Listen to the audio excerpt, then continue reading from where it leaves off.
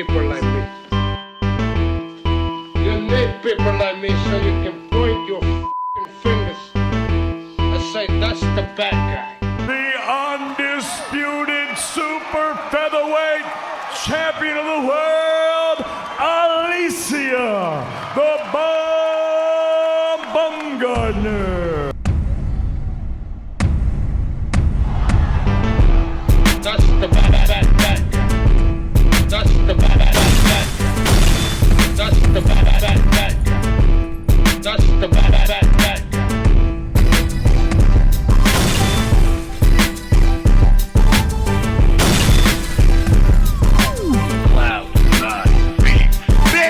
Welcome to the motherfucking relay. We're covering today's top boxing news.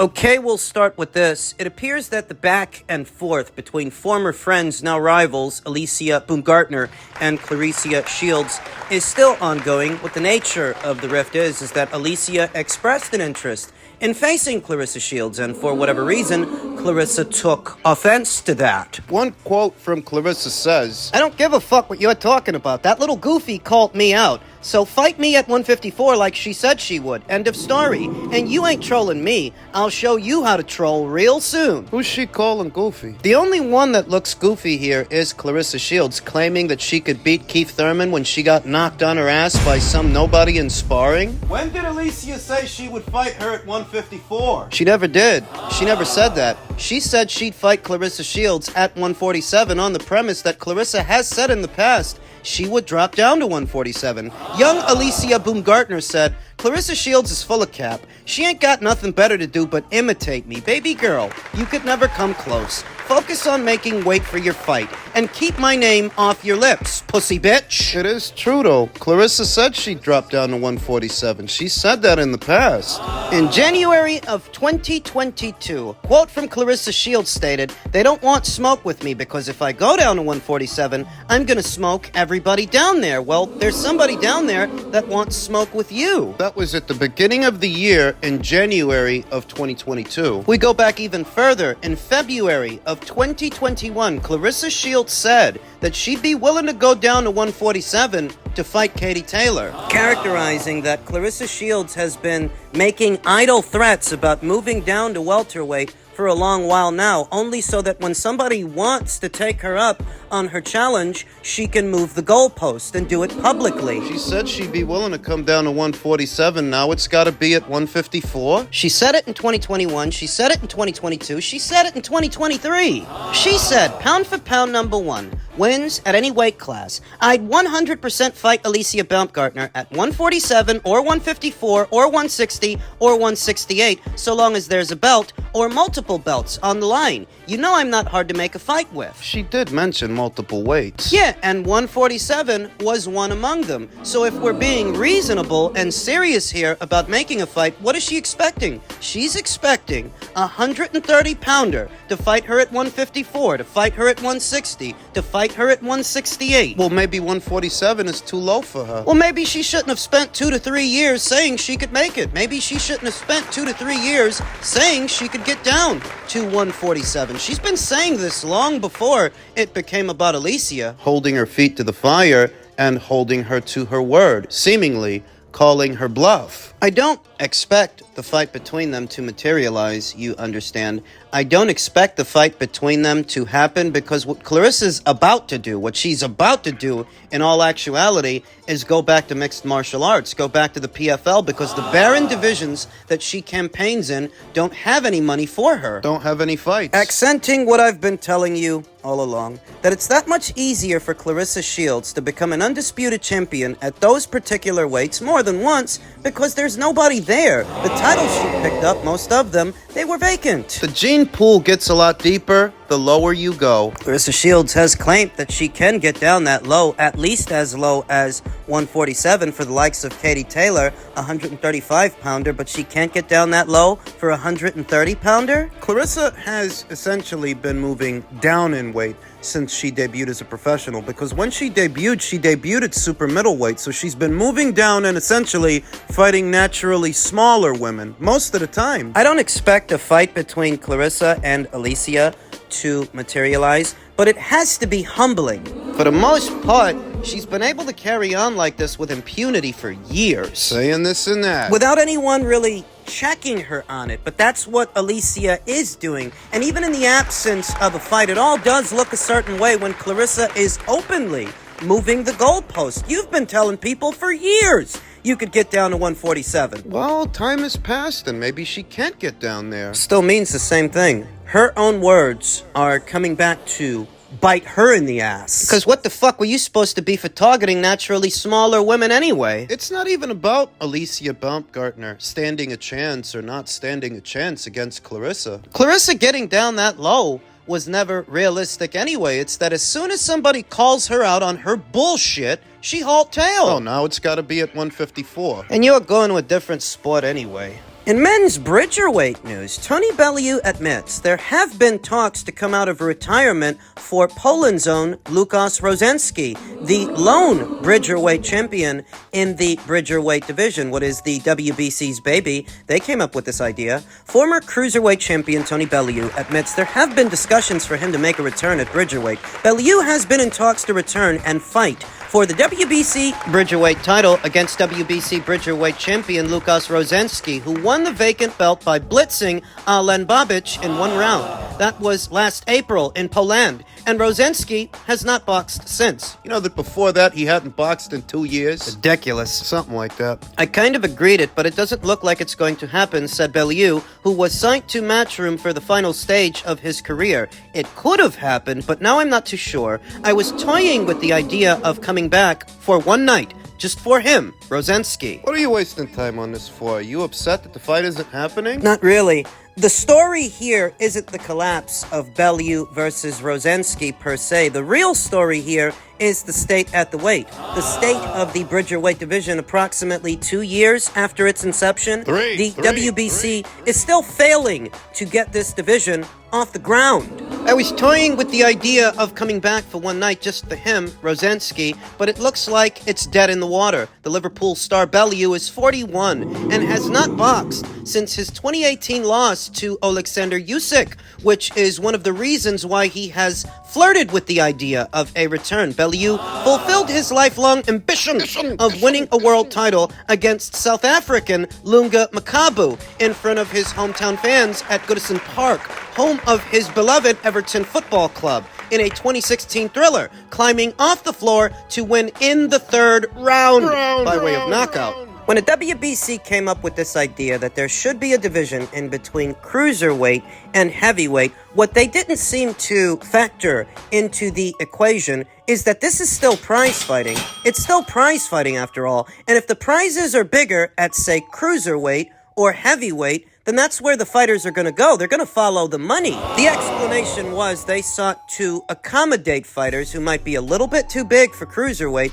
but a little bit too small for heavyweight. That was their explanation. The fighters themselves weren't asking for this. The idea for Bellew was not to make a long ring return, but to get in and create a better ending for the Tony Bellew story in boxing than the ending that he had against Usyk, getting knocked out. It was just one night, maybe going out on my own terms, said the former champion. That was all it was about. The Bridgerweight division is not universally recognized, but the WBC has attempted to create momentum with it since introducing it in 2020. Bellew's star outside the ring grew exponentially with his appearance on the reality TV show I'm a Celebrity, Get Me Out of Here, last December, and it looks like Tony hoped to ride that momentum to another alphabet title, even if it's a title at a weight that is not universally recognized. Neither the IBF or the WBO at this time recognize the WBC's Bridgerweight division. Their sister organization, the WBA, they have fallen in line. They have manufactured a Bridgerweight version of their title, but there is no WBA Bridgerweight champion at this time. Won't matter if there is. I can't believe I actually did it, to be honest. He said of his 2 weeks in the Australian jungle where the campmates have to complete trials that involve heights and eating insects and having to complete tasks in enclosed spaces. Having sex with farm animals as well. What? I made that last part up. Bellew made it to the final episode and was runner-up. I was only being myself, he said. Everyone says well done, but I was only being myself for a couple of weeks in a jungle. It is what it is. The World Boxing Council and the World Boxing Association should be so lucky as to have someone with the profile of a Tony Bellew campaigning at Bridgerweight, because that's the problem. That's the dilemma. This is still prize fighting. Prize fighters are still going to go where the best prizes are. And for them, that might be at cruiserweight, that might be at heavyweight. The lifeblood of the sport,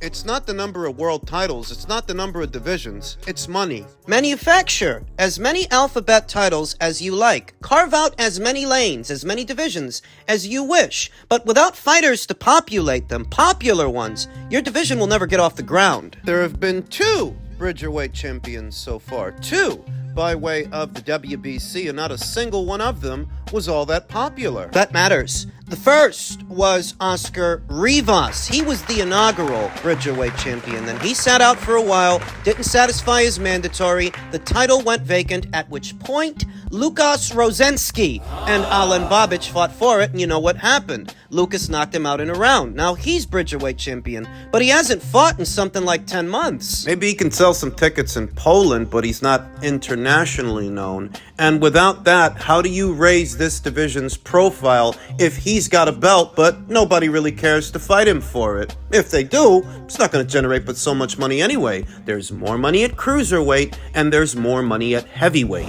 Major promotional outfits that have broadcast partners giving them a budget, the stage shows, have prized stallions at cruiserweight, at heavyweight. That's where the money is. So the other fighters, They follow the money. you get ahead of yourself thinking you've got more power than you really got. You carve out a lane between cruiser and heavy. Nobody was asking you to do that. You manufacture a belt, you crown not 1, but 2 champions. But who cares? Without fighters to populate this division and TV money via the promoters, Who cares? the lifeblood of the sport is money. It's prize fighting after all. It's still prize fighting. It's yet another one of the WBC's bright ideas that didn't quite pan out, like the franchise title, franchise champions, now the Bridgerweight division. It's been around longer than I thought. I thought it's been 2 years. It's been more like 3 going on 4. They should be so lucky as to have a recognizable face, recognizable fighter like a Tony Bellew campaigning at this weight. But what does it say when the most recognizable face at the weight is a 41-year-old retiree? Men's heavyweight news, Roy Jones Jr. says Jared Anderson can be America's next world heavyweight champion.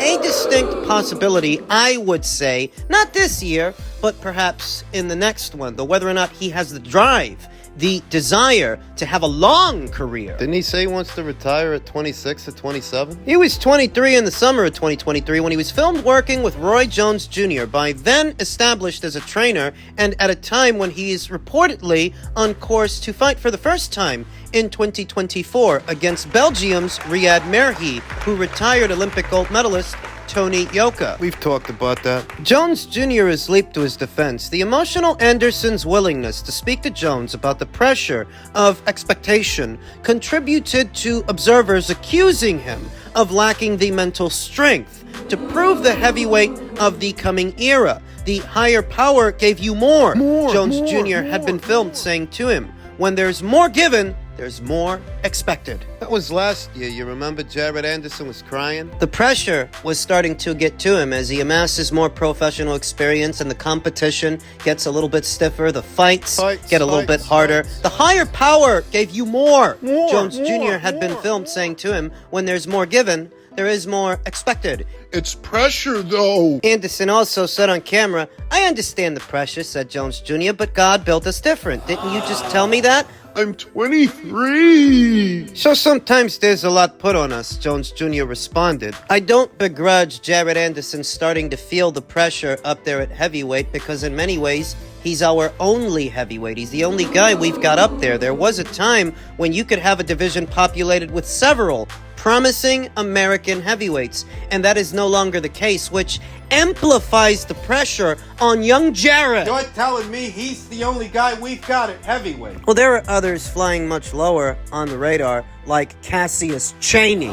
Jermaine Franklin, who has suffered 2 decision losses to Dillian Veit and Anthony Joshua, but people don't have high hopes for him the way they've got high hopes for Jared. It's like they're putting it all on him. So sometimes there's a lot put on us, Jones Jr. responded, but it's put on us because we're the ones that can take it. Jarrett may not think he can sometimes. Jarrett may get messed up sometimes, but Jarrett can wear these shoes. That's why Jarrett has it. You understand me? But Jarrett ain't asked for it. Anderson, on the verge of tears, then said, "Too bad," said Jones Jr. "Jarrett has a destiny that Jarrett can't run from, and Jarrett ain't no coward. I would know that, right? So Jarrett needs to make up his mind, and let's go. You've got to ride that horse, son. I'm sorry. You've got to ride that horse. I rode it." Why is there a scarcity of the American big man up there at heavyweight? It might be because the American big man is playing other sports, perhaps basketball, football. Thinking back to previous eras of boxing, where at any given time you had guys like Riddick Bowe and Evander Holyfield, Ray Mercer, Mike Tyson. Bert Cooper, Michael Moorer. I don't want to be too long-winded, but there was a time when the heavyweight division was dominated by American heavyweights, that the division was primarily populated by American fighters. What happened? Started playing other sports. You ain't gotta ride it until the wheels come off, but you gotta ride it. You gotta ride it until you get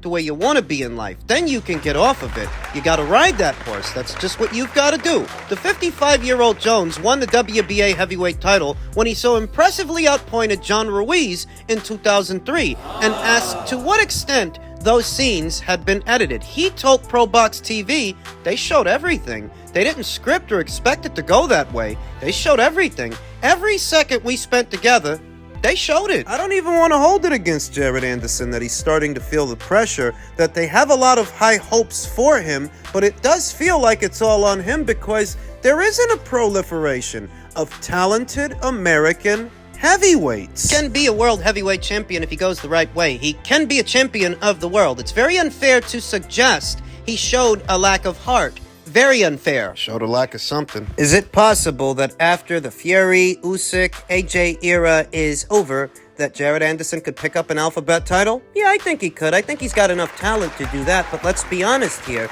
The expectation... It's about more than just picking up a belt. What some would like is for Jarrett Anderson to restore the division to the days of old when America ruled it, and unfortunately, I don't think he can do that. At least I'm not sure. He's an exciting young fighter. So is Richard Torres, another American up-and-comer. He's good too. A heavyweight, but it's too soon to know if between these two guys, America can rule the next generation of heavyweights, just between these two. I can't answer that right now. What I can say... Jarrett Anderson himself said he wants to retire in his mid to late 20s. He wants to make what money he can make, then get out. That's what he said, and that's where some of the criticism comes from. Or the feeling that he doesn't have what it takes? That's where some of the criticism comes from. Could he win a belt? Yeah, sure. But if you're thinking he's gonna be the next Joe Louis or the next Muhammad Ali... I don't know about that. I'm not saying that he can't, I'm saying... I don't know about that. You have to be able to handle pressure. Big pressure on big stages. Now you tell me, how's he handling it?